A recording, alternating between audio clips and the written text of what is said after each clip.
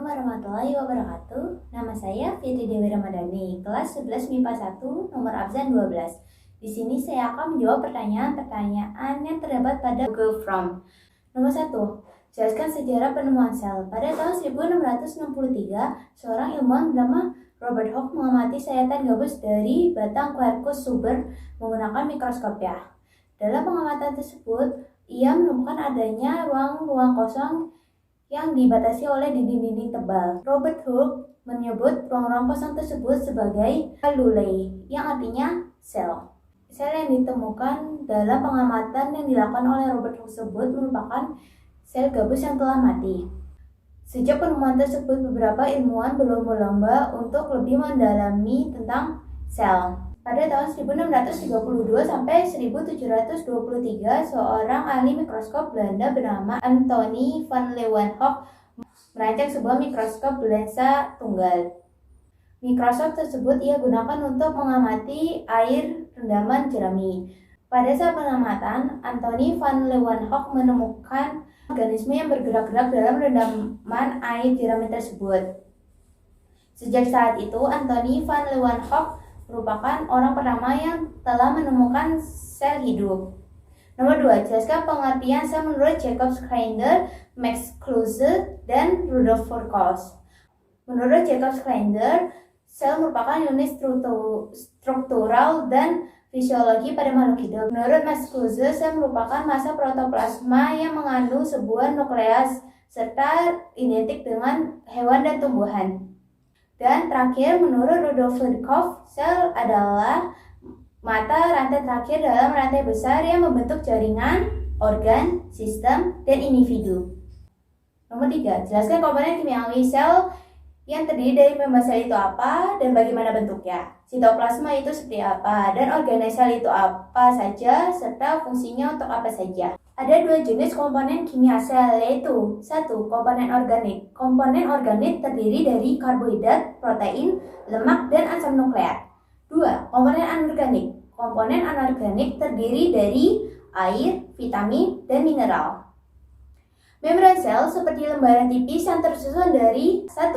Molekul lipid. Molekul-molekul penyusun membran sel akan berkombinasi sedemikian rupa sehingga membentuk lapisan fosfolipid rangkap atau ganda. 2. Protein. Terdapat 2 jenis protein pada lapisan fosfolipid, yaitu protein integral atau protein yang terbenam dan menembus lapisan fosfolipid, dan protein perifer, yaitu protein yang menempel pada lapisan luar fosfolipid. 3. Karbohidrat. Glikolipid adalah molekul karbohidrat yang menempel pada lemak, sedangkan glikoprotein adalah molekul karbohidrat yang menempel pada protein.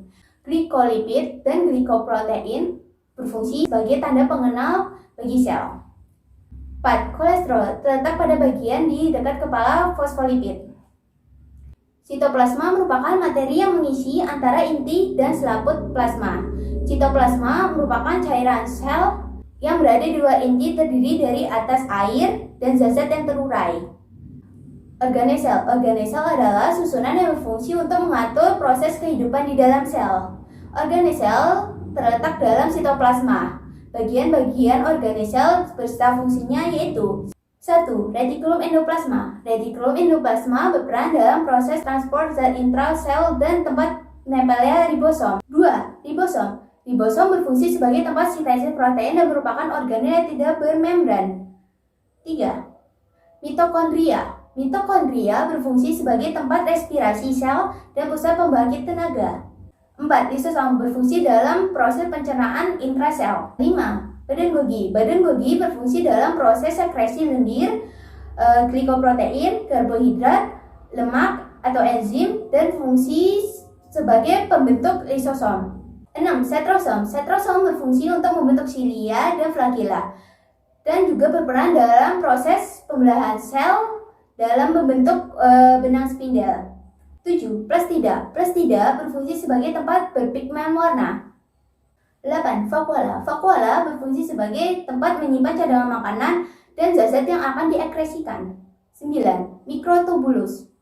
Mikrotubulus berfungsi sebagai kerangka sel dan pembentukan spindel. 10. Mikrofilament. Mikrofilament berfungsi untuk mempengaruhi kontraksi sel.